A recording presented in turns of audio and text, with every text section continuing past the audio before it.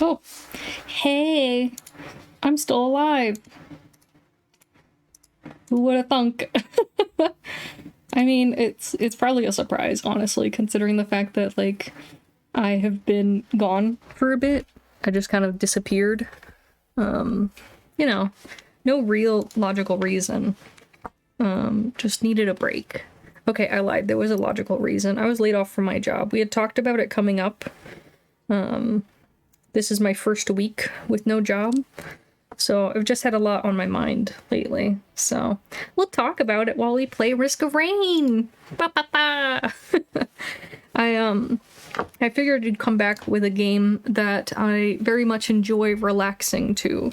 And, you know, just chill a bit. It's been a rough couple months, and I want to relax and play something enjoyable. I've been playing the new update for Palworld, but I pretty much did everything in it now, and I don't want to just make you guys watch me grind tech points, so we'll do this instead. We're gonna do Drizzle, and we're gonna do a couple artifacts. Drop items. Couple spawns.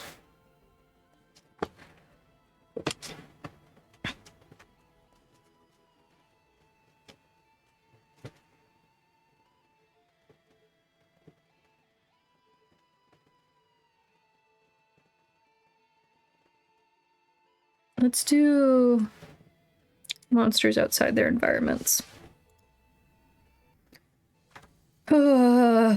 So yeah. It's been a bit. I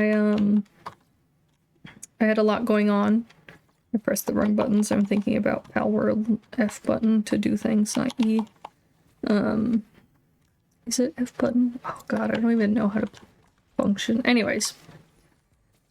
Yeah, so the last couple weeks of work were rough.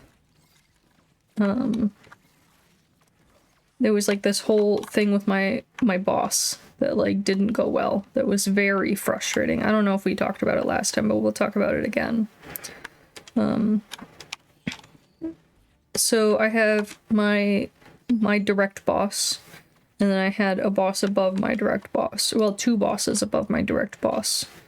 One guy and one lady. So the guy just kind of like minds his own fucking business.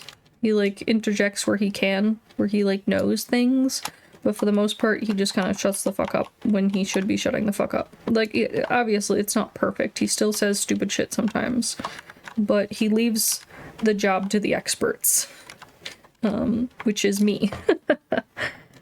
The other lady is micromanaging, but also has no fucking idea what she's doing. She's like micromanaging in a way where she tells people to do her job for her, and expects them to take care of it. And so then they're stuck picking up the pieces, you know, and trying to make these hard decisions that they really shouldn't be the ones making the decision. So it's not fun. It wasn't fun.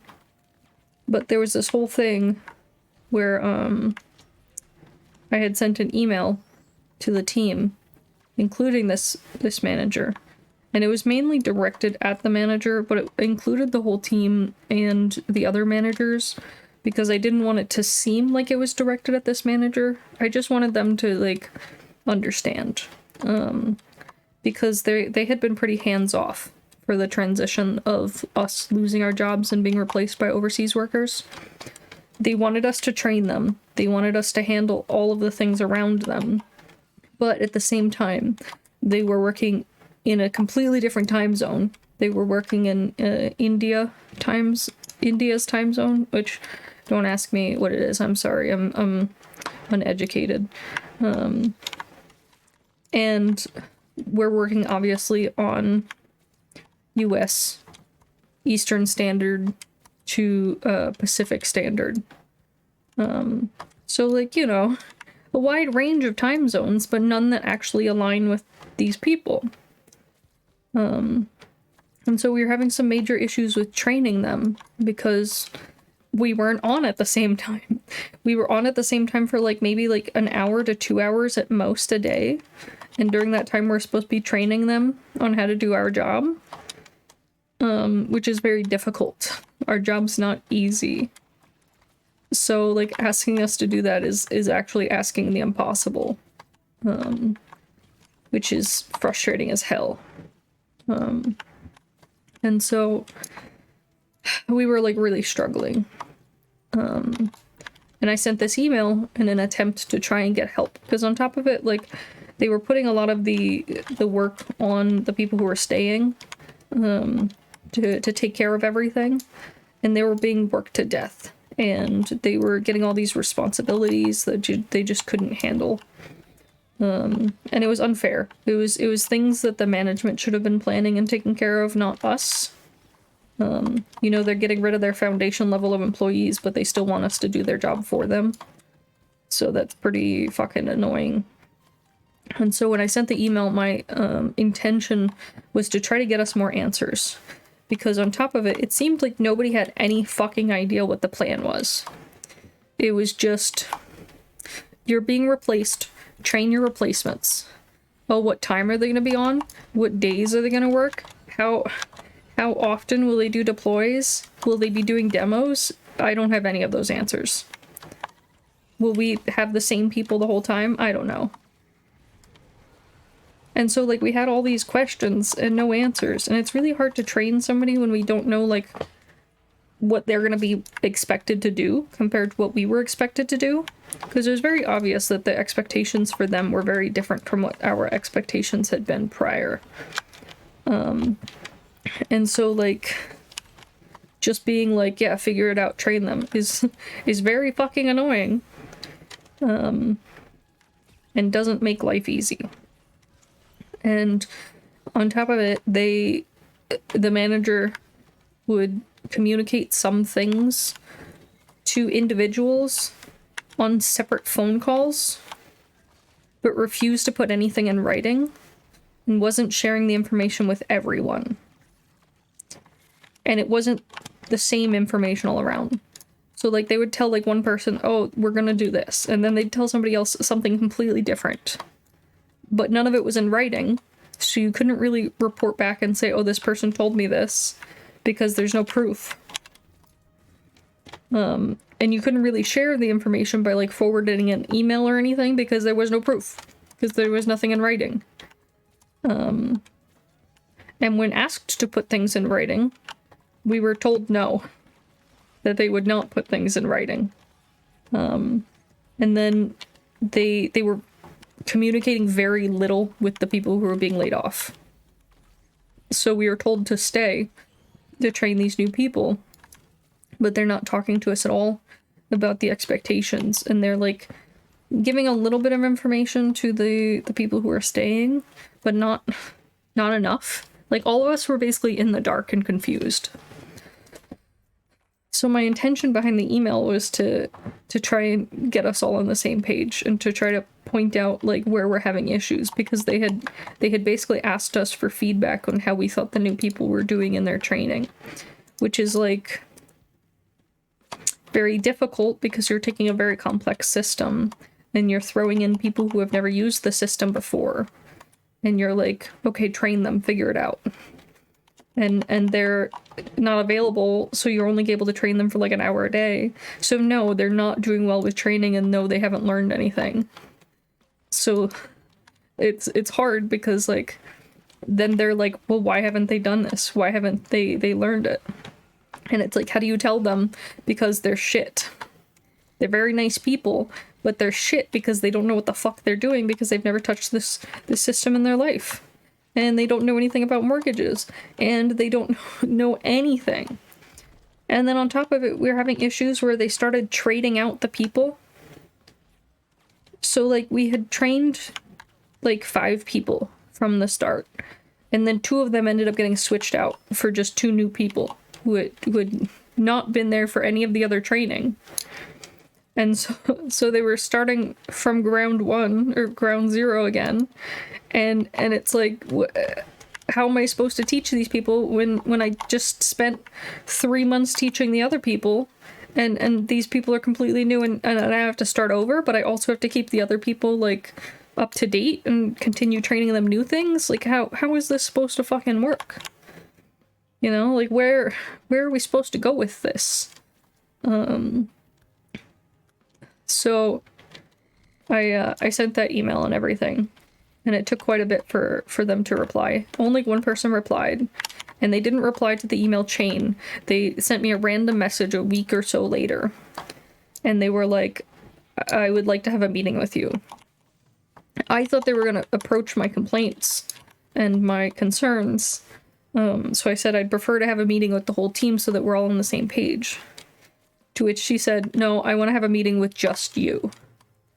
So I was like, oh, great. She's definitely gonna fucking lose her shit. She's definitely gonna take this poorly.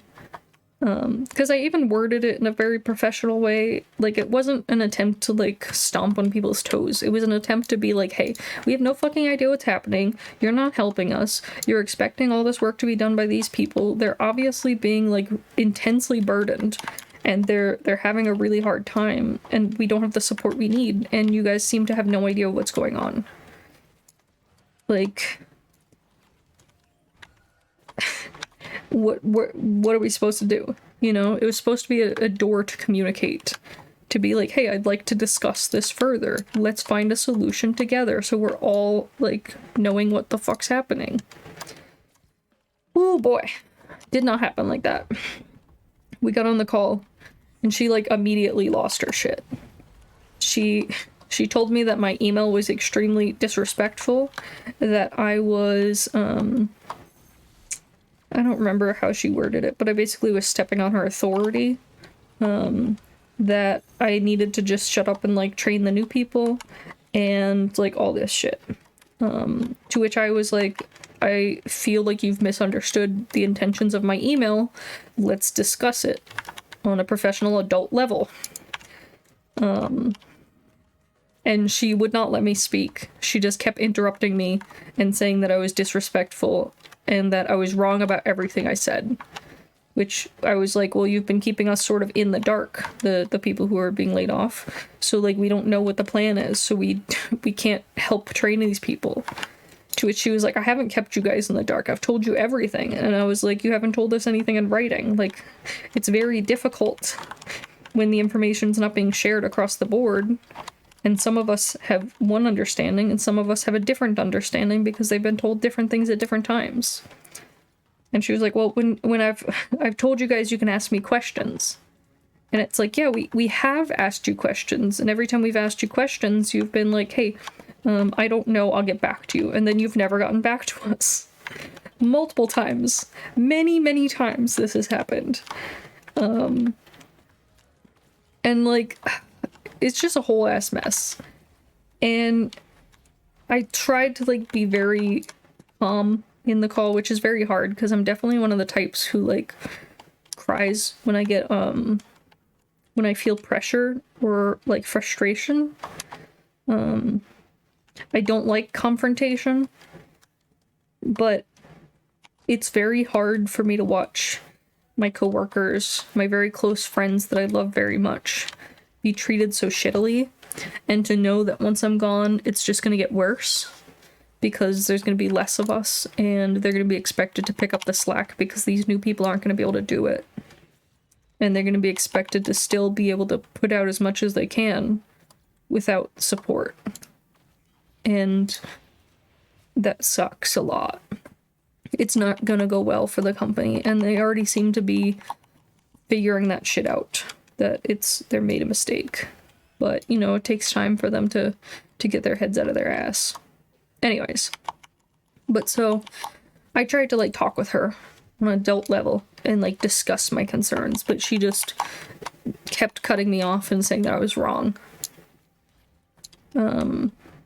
She told me that, like, I had no place speaking for the team because I didn't know what the team felt, and that she knew that everyone was feeling fine and that I was the only one who had an issue, to which I laughed because I actually did speak with the whole team before I sent the email, because I wanted to hear their concerns and include them in my email, which I did. But she thought it was just me being a salty bitch. And then she was so mad that I included the people I included. So I included my direct team, but I also included the frontline support people who support who work like directly with the users to support our changes, because they're directly linked to our job. They work with us hand in hand, essentially, because like they investigate issues. If they can't find the solution, they come to us. We do a heavier investigation and we provide them with solutions. Or if they find the issue and they don't understand how to fix it, they come to us to find a solution. So like we work together on the same team. They do part of what I do. They need to understand the same things I understand for the most part to be able to do their job. Yeah, they're not like expected to be super experts like I am, but they're expected to like know at least a bit, you know? So I included them in the email because they also had concerns and they were also having a difficult time with the new people not really knowing anything or being able to really do the job. Ooh, was she pissed about that? She said that it wasn't my place to include them and that I should have just emailed her about my concerns and not included anyone else.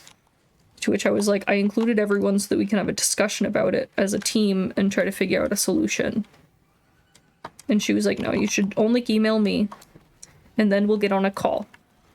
And I'm like, well, can't we discuss things in writing so it's documented for later on so that we can share the information and like, you know, communicate more openly about this? To which she was like, no, just this all needs to be done on calls. Nothing's gonna be documented. I will not write anything down. Which is like just stupid. Like, I don't understand. It's much easier to stay on the same page when you have something written down. It's very easy to like get off of a call and like forget something that somebody said, you know? So it's much better to have it written down somewhere. And especially when you're trying to communicate that information to a large group of people, it's better to have it written down so that we all can reference it back and have a clear understanding of it versus just like one person interpreting it this way and then another interpreting it a different way and them not being on the same page because when they were in the meeting they didn't understand it in the same way. I don't know. I don't think anything that I said was wrong. I do not think I was disrespectful in the way that she said I was. I do not think I did not have a point. I think that everything I said was completely fair and was me trying to find better solutions because I knew this was going to fail in the long run. But she only saw it as a personal attack. So there's nothing I could do about that. It just sucked because like it made me just give up on trying. Like, I don't know, even putting in any effort to try and help this transition is what they kept referring to it as. Like, what's the point if like it's not going to change anything and we're going to get people switched out and they're not going to have any idea and then they're going to get switched out later. It's just a mess, you know? How you expect somebody to replace somebody with years and years of experience and knowledge in the system and then just like randomly switch them out whenever you feel like it. Like, just logically, that's not going to have a long-term like feasibility. But yeah, so I was definitely frustrated and I was like mostly angry that like she wouldn't let me speak, you know?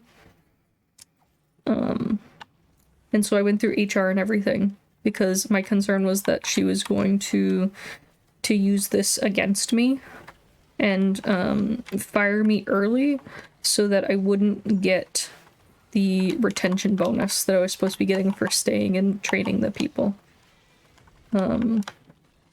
Which would have sucked. That would have been like real shit. And HR was like, oh yeah, we'll totally look into it. We're so sorry. Like, this is completely not okay. And, like, I don't know, I gave them the benefit of the doubt. He sounded like he actually, like, understood my concerns. But they never did anything about it. They documented it so that, like, they could have it for the future in case somebody else had complaints. But they didn't, like, actually talk to the person or try to resolve any of the problems. They just kind of, you know, dusted it under the rug. Which sucks. It really sucks. Mainly because, like, I know that, again, my coworkers are stuck there. And I hate that. I don't think that they're gonna stay very long. I hope my coworkers leave as quickly as possible. Because they deserve better than this shit show. But it still feels bad. I'm just a bit of a sucker when it comes to people.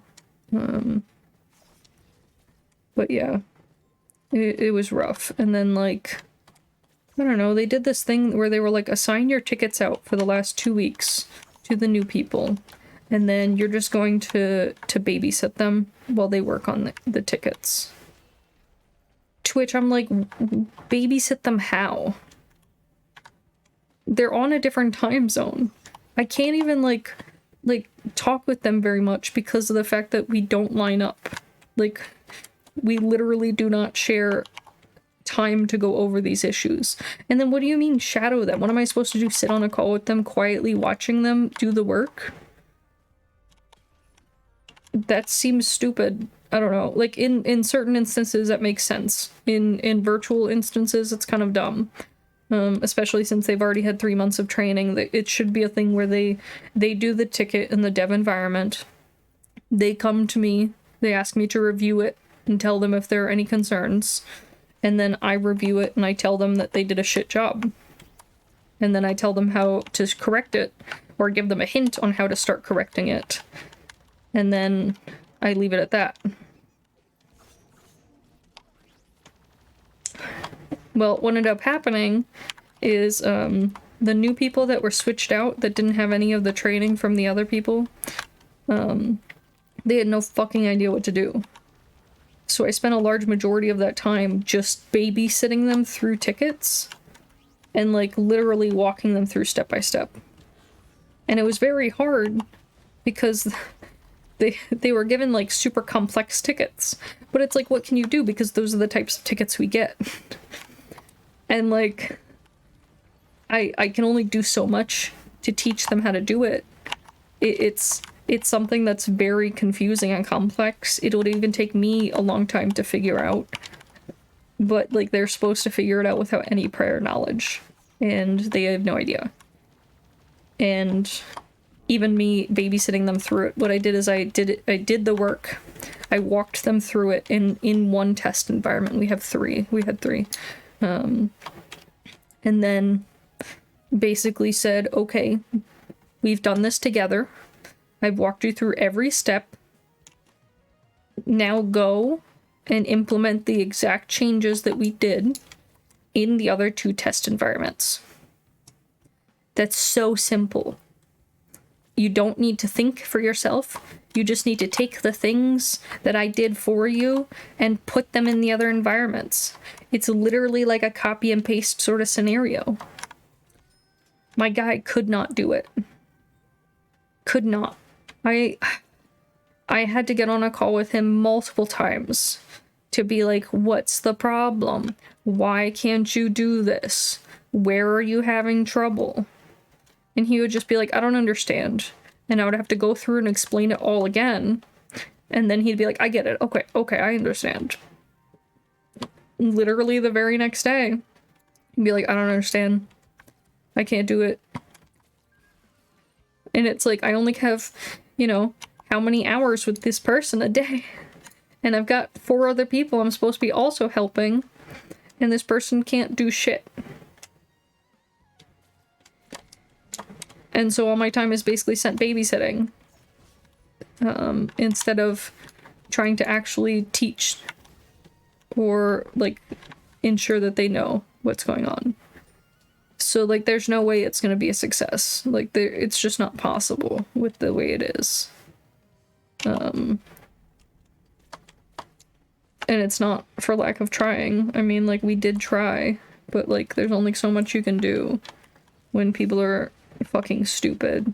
I mean, if we were being replaced with somebody who, like, knew the system or had at least worked it a little bit before, it wouldn't be nearly as bad, because they'd have, like, that base, like, a little bit of understanding of it. But these are completely new people.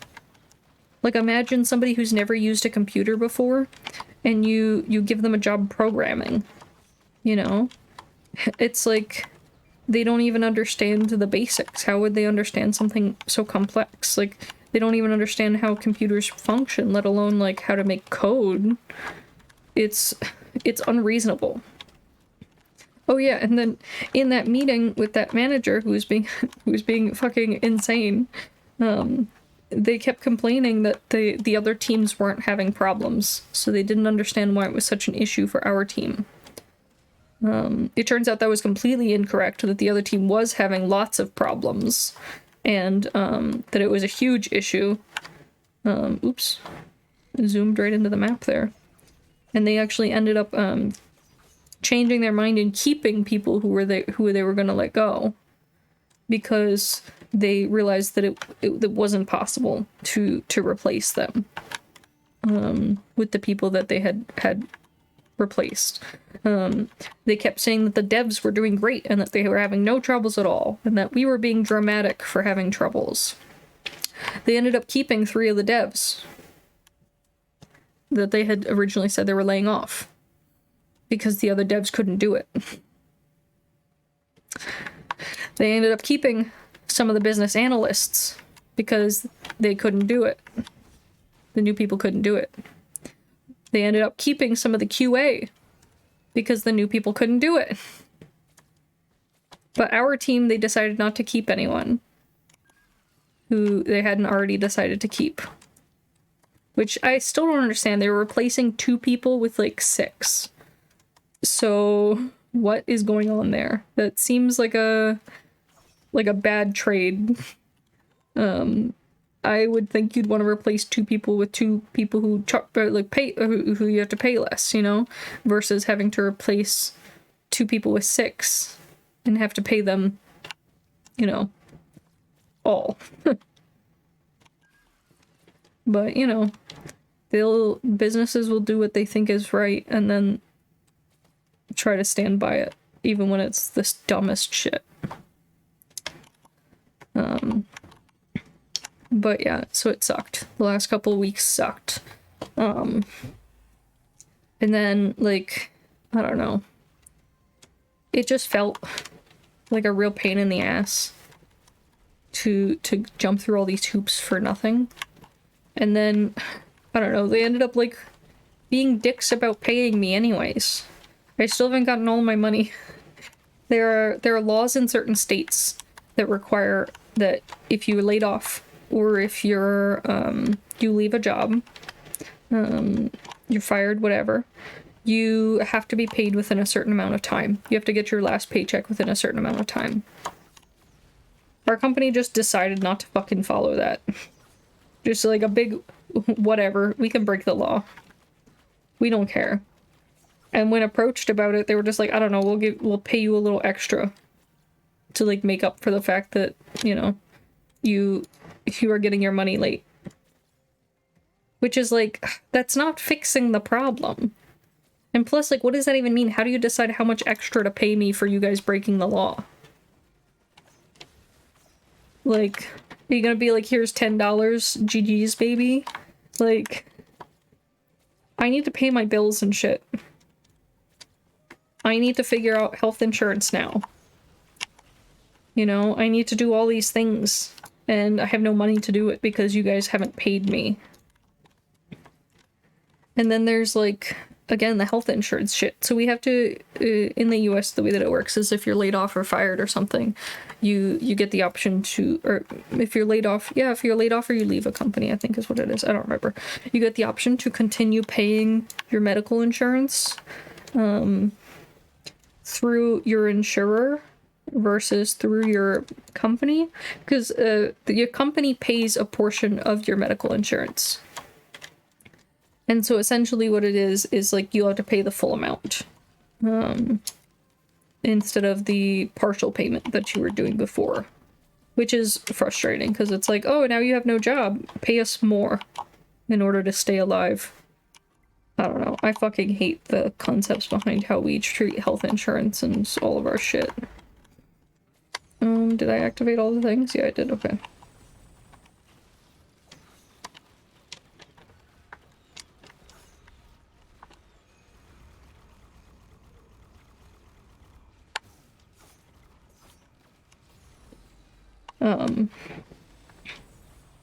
But so yeah, they have to send out this paperwork called COBRA, and then you fill out that paperwork to set up to make sure the insurance continues. But like, I don't know, it's a real shit show, because COBRA takes 1 billion years to fucking send out the paperwork. So I can be uninsured for months while they're still trying to send out the paperwork. And there's nothing that I can do. I can go through and get the Obamacare, like, health marketplace insurance, but it's not as good. It's like the cheapest, shittiest insurance you could possibly get. And so with somebody who has medical conditions, like a lot, and is pretty much a dead person walking, that doesn't work for me. I need insurance that actually will pay some of my bills. I haven't picked up one of my medications because it's something like $1,500 to get it without the insurance. And it's like, what can I do? I can just not take it. And then, you know, that's not great either, because you're supposed to take your medicines. But like, again, what can I do? You know? So I contacted COBRA to try to speed it along, and they're like, oh, you just have to wait till we mail you the paperwork. There's nothing we can do. You have to be patient. Which is like, I don't know, anytime somebody tells me to be patient, I'm just like, well, you can suck a dick. Fuck you. Because it just feels like some bullshit, you know? But anyways, it's just shit, you know? It's just shit. It sucks. It feels bad. It's one of these guys. I hate these people.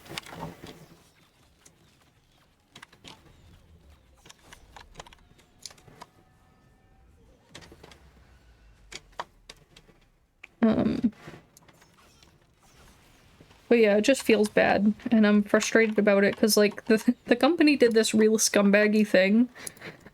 So if, let's say your last day is the 1st of the month, you will still have insurance until the end of the month. If your last day is the last of the month, then you are immediately no longer insured. So our company made sure to have our last day be the very last day of the month, so that we would not have insurance. So that's a fucking fun-ass time. It really puts you in a hard spot. Because, like, COBRA can take up to 30 days to come. So it's basically like you are now uninsured for a month. And their argument is like, oh, it's fine, because once you get COBRA, it'll act like you were insured for that month.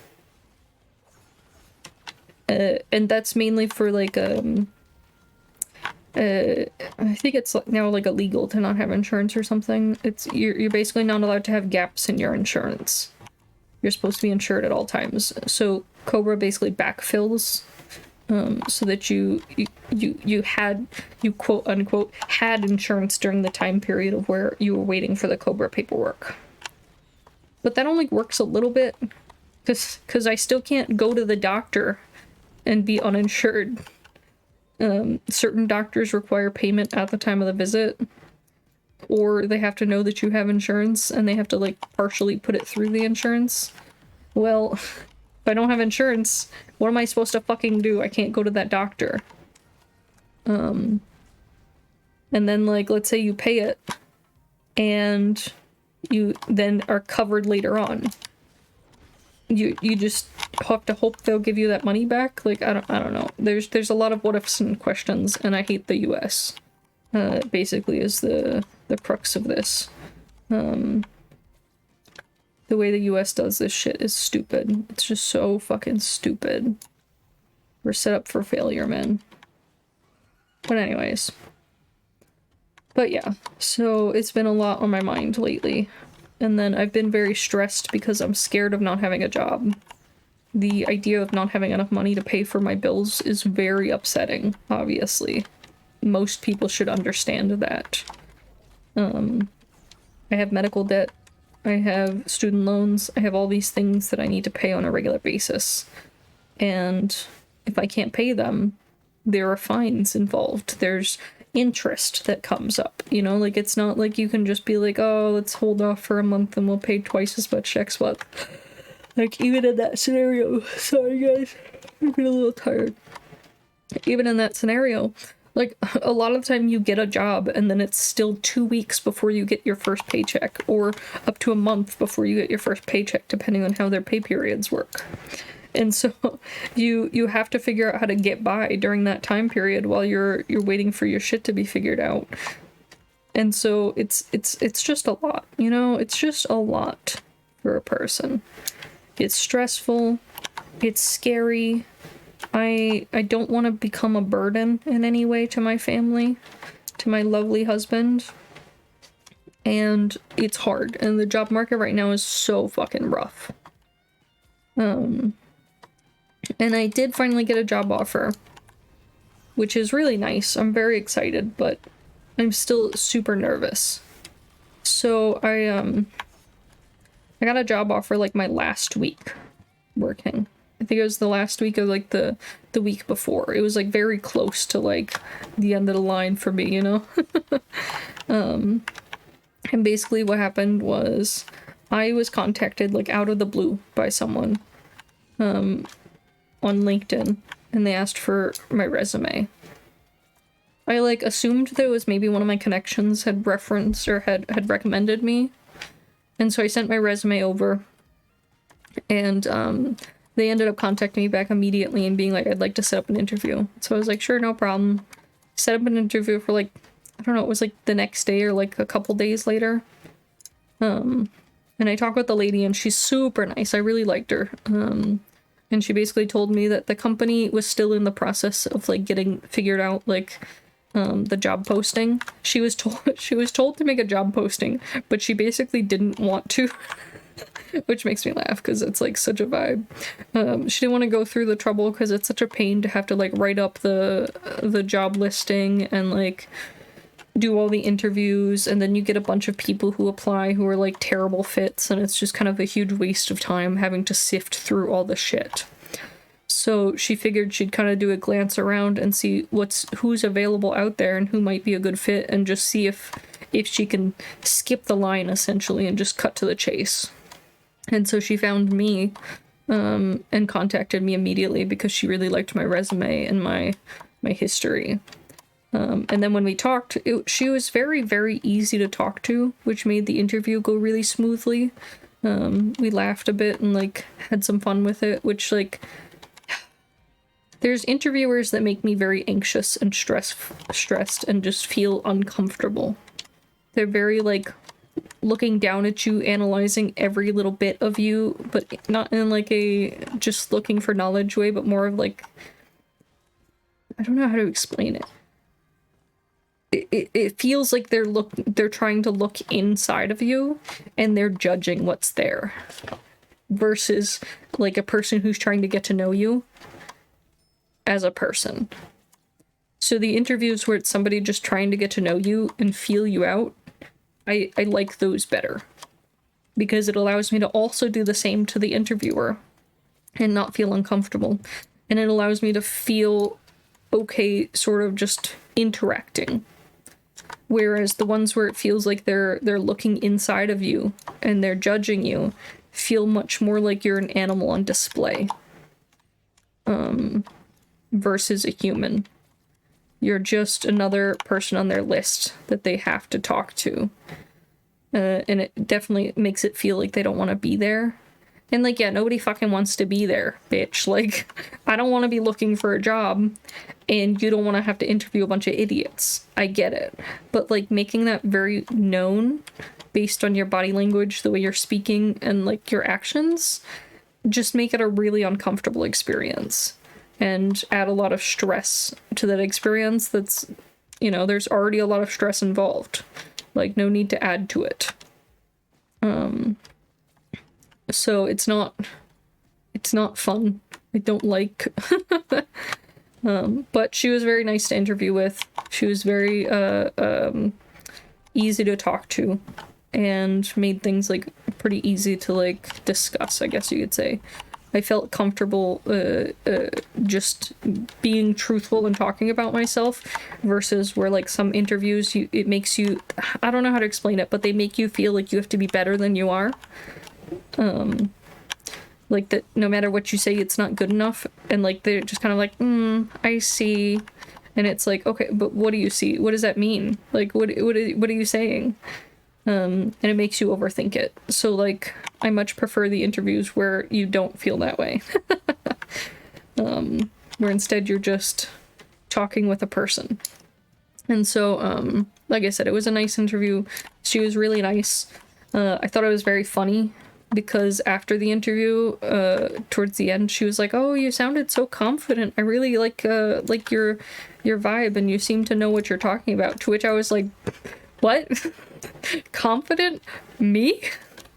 I don't know about that." I've always had like confidence issues, but I think when you're talking with somebody on that more human level of a person-to-person interaction, it makes it easier for them to see you as a person and see your skills when you're talking to them versus like this very robotic conversation of let me read off my resume, let me answer your questions in the way that I think you want them to be answered, let me try to prove that I'm better than everyone else, you know, like that sort of thing. I don't know how else to explain it. It's just if you know, you know, you know. But yeah, so the interview went really well. And then on top of it, the company itself is kind of a benefit compared to what I'm doing now. So it's doing the exact same thing. But I work in software that mostly does retail loans, which are personal loans. Loans for somebody buying a house. Loans for somebody doing a construction house. Like it's an individual getting the loan to do something. The company that I got an offer from does commercial loans through the same software. They've customized the software to do things that it shouldn't, which I love.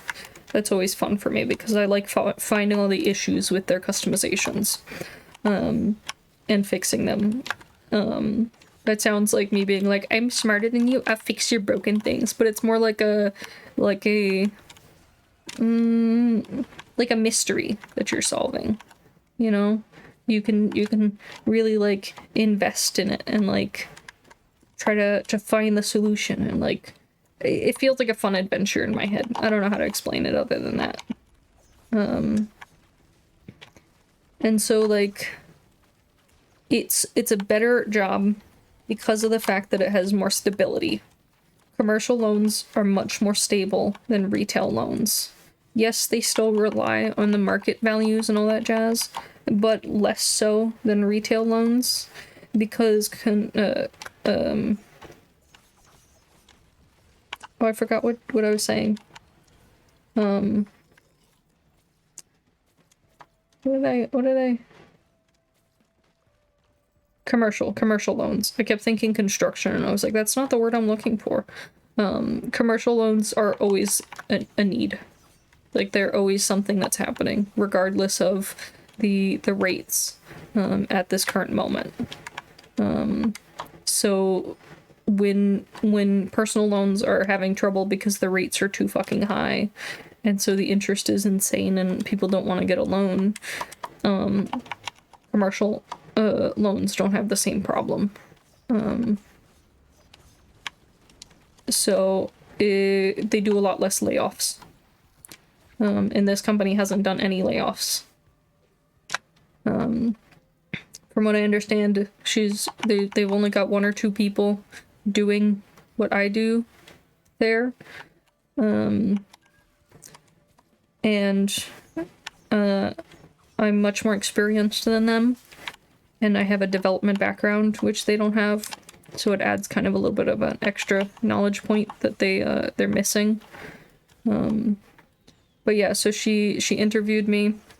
I felt really good about the interview, but I was like very nervous because, like, I don't know, you can feel good about an interview and be excited for it, but you can also have like really put all your eggs in that basket and like feel intense disappointment if something doesn't happen. And my brain just went and put the eggs in the basket. It was like this all in, you know?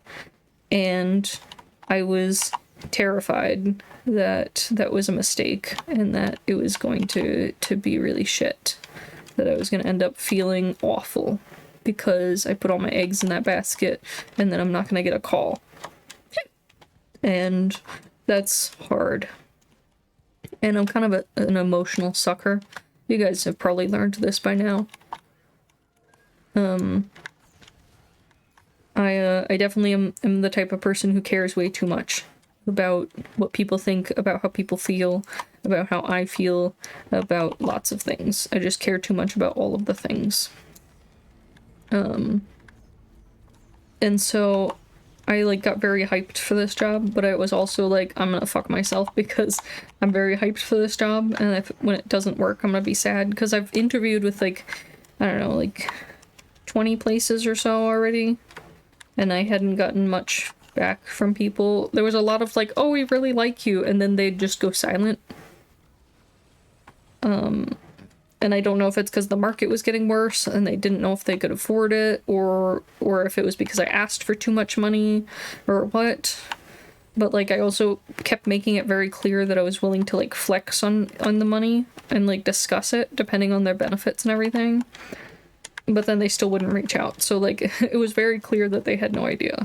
Oh, which the other thing about that interview, the good interview, made me laugh because I had decided that I fucking had no idea what people wanted to pay me. And so I was gonna do this thing the next job interview that I had. And so I did it. And the thing is when they asked me how much money I wanted to make, I asked them what their budget is. And she froze. She froze. She like looked at me like shit. She caught me. It made me laugh so hard. And then I gave her like a minute, and it was obvious that she was like really like racking her brain, and she was like, fuck. And finally I was like, okay, this is what I'm getting where I'm at. I like your company a lot. I did some research into it before this interview. I like the opportunity, so I'm willing to flex on the money. I'm hoping that you have good benefits, which will make up for the difference. And that you'll have a little bit of flexibility in the schedule because I have doctor's appointments I have to go to regularly. And she was like, okay. And it was funny because it was like she was relieved that I just like took my question back and was like, it's okay, don't worry. Here are your answers. Here's what you need, you know? And I like also made it very clear that I think that the amount that I was asking for is fair, but that because I like the company, I'd be willing to go down so that she would think she was getting a deal. Essentially. That sounds dumb because it's you're selling yourself. You are selling yourself. You are an object that you are selling to a company. It sucks that you have to describe it that way, but that's just how it is. You are an item that you are selling. And in order for you to be, you know, worth the price, you have to make it seem like you're worth the price. And it's hard. It's really hard. I'm not good at it. But I think that tactic gave me like a real benefit.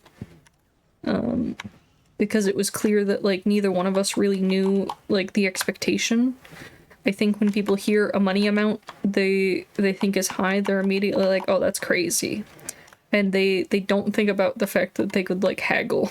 You know, they could discuss it and see what the options are available. They don't have to just be like, oh, okay, yes, you want exactly this amount and you will not take the job if I offer less. You're no longer an option. Because a lot of time that's not the case. Like, people are willing to, like, discuss it, especially if they like the job. But I think that... Oh, no! Oh, shit, I got stuck for a second. I thought I was for sure gonna eat shit and die. But so... I don't know, I felt like I had to make it really clear that I wanted to budge on my price. The thing is like there's a balance between stability of the job and pay. And if the job is stable and you're not going to lose it anytime soon, but you're getting paid a little bit less, that's still a benefit because you'll have a job. In an industry that's so volatile as the one that I'm currently working in, job stability is important. And, you know, even if you lose in some places, you win in others. And so that's the way I see it, at least. And so they did offer me the job. It was less than I'm getting now. It's about $15,000 less a year, which is not great, but it's still, again, job stability is an important factor. So with the job stability that it offers, it's worth it to lose that amount of pay. So the thing is when in the US, when a company has people working in multiple states, they have to do this, like, I think it's like an insurance coverage thing or like a tax thing or whatever. I don't know, like, the details of it, but they have to basically get permission to, like, have staff in that state. I wouldn't have, maybe not call it permission, but they have to do paperwork, basically. And so they don't have any current staff in New Hampshire, so they have to do the paperwork. The paperwork takes about 30 days to be approved and go through and everything. So officially I have a job because I have received an offer and I've signed the offer, but I don't start for, you know, a month. So I'm trying to take that month as a vacation in my brain. So I'll be starting at, like, May-ish. But it's hard, you know? I have, like, intense anxiety of the thought that they'll, like, change their mind and just be like, oh, we're taking the offer back. We've decided we don't need you. We've decided we found somebody for cheaper. Like, whatever. Which I don't know that will happen, that they'll find somebody for cheaper, because they have only interviewed me. So, like, they would have to put up a job posting and, like, see their options to see that as a possibility. And it doesn't seem like that's something that they're planning to do. So, like, the risk is lower than it could be. But I am terribly anxious because existing is so fucking hard. So I'm trying to, like, be okay most of the time, but, you know, I definitely feel it. I definitely feel the fear associated with what if it falls through? What if it doesn't work out? What if something goes wrong? Yes, they seem excited for me, but, like, you know, and, like, they've checked in a couple times too to, like, let me know they haven't forgotten me, which is, like, you know, it's big. That means they care. Well, I mean, maybe not that they care, but they want me to know that they're not, like, changing their mind. But I don't know. I was born into a world filled with anxiety, and I will leave this world filled with anxiety. And I don't think anything can change that.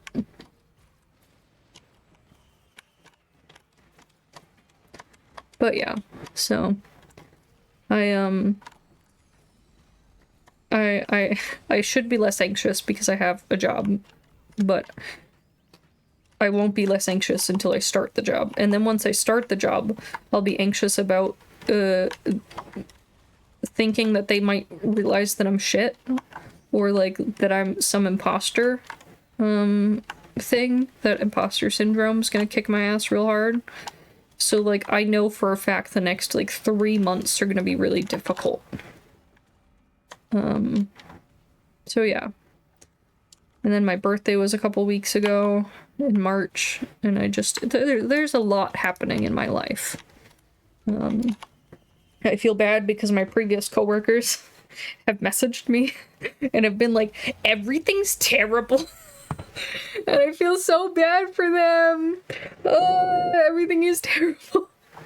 So yeah, it's I don't know. There's so much going on, you know? There's just so much happening in my brain.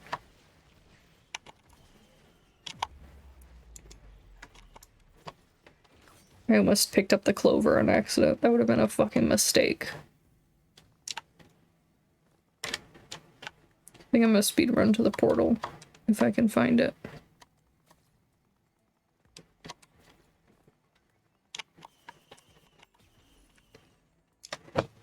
Oh, my nose is running.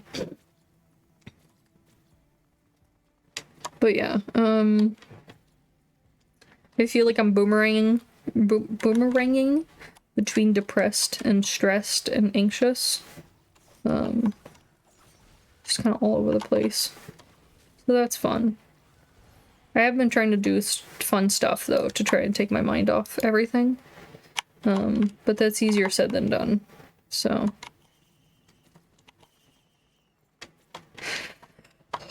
what else? I don't know, man.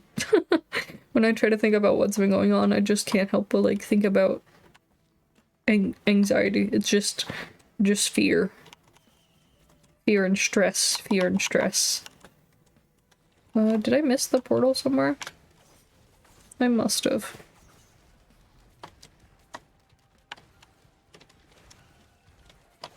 Particles, particles, where are you at?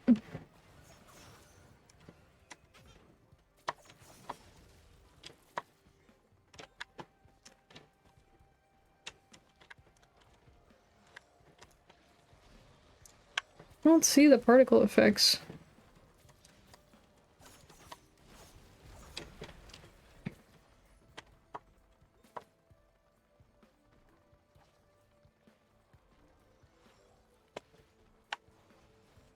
Oh, it was fucking right here. Ha ha ha ha.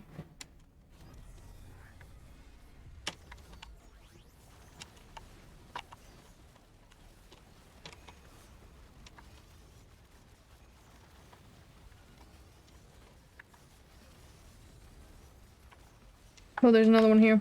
Didn't even see you, my guy.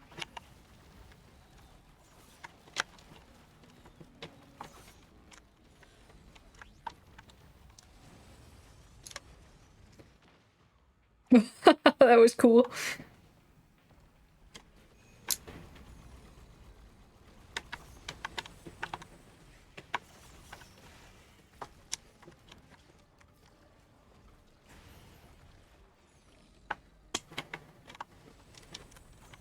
I hope you guys have been doing well, though. I feel bad that I've neglected streaming.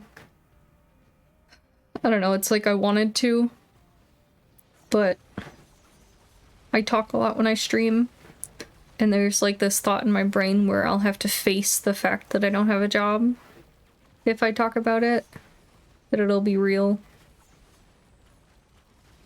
And I just wasn't ready yet. I just wanted to focus on everything else, you know? Which felt bad because I'm coming up on my, like, what, 3-year anniversary of streaming? So, yeah, it felt bad. I think it might have just passed my 3-year.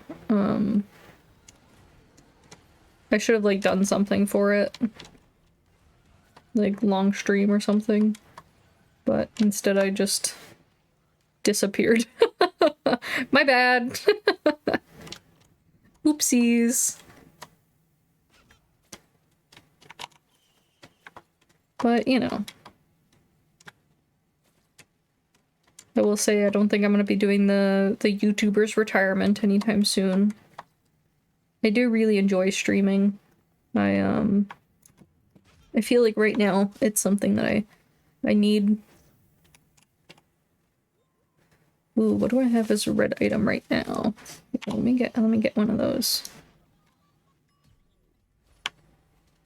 Thank you. I don't know. Like, I had to cancel my therapy because I don't have insurance. And so like I treat streaming a lot like therapy.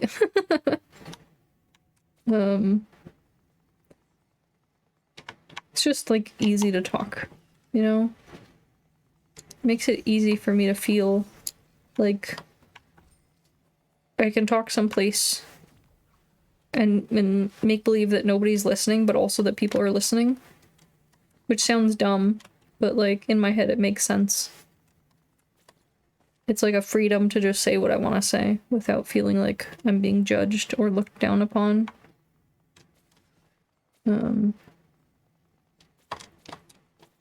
Just as like a relief in a way.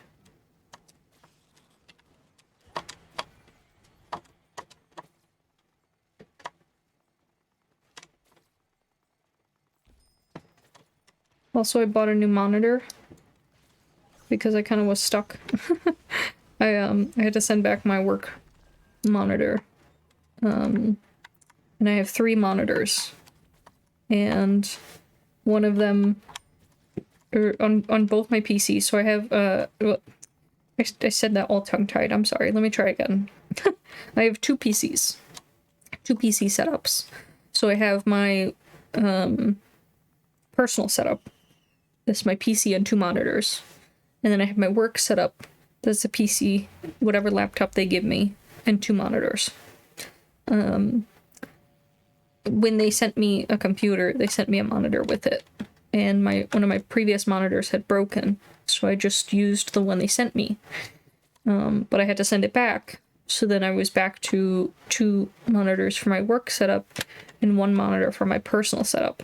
The 2 monitors for my work setup are exactly the same, which I like because you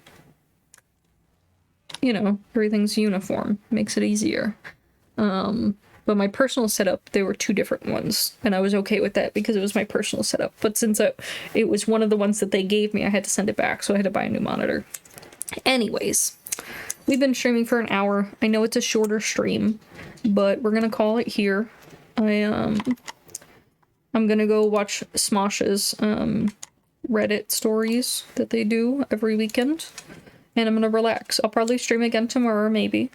I don't want to make any promises that I'll be streaming regularly because I can't guarantee that. Once I start working again, I feel like I might start streaming a lot more, but I don't know. It's very hard for me emotionally right now to like function, so we'll see what happens. It is what it is, you know? But anyways, until next time, I love you guys. Bye!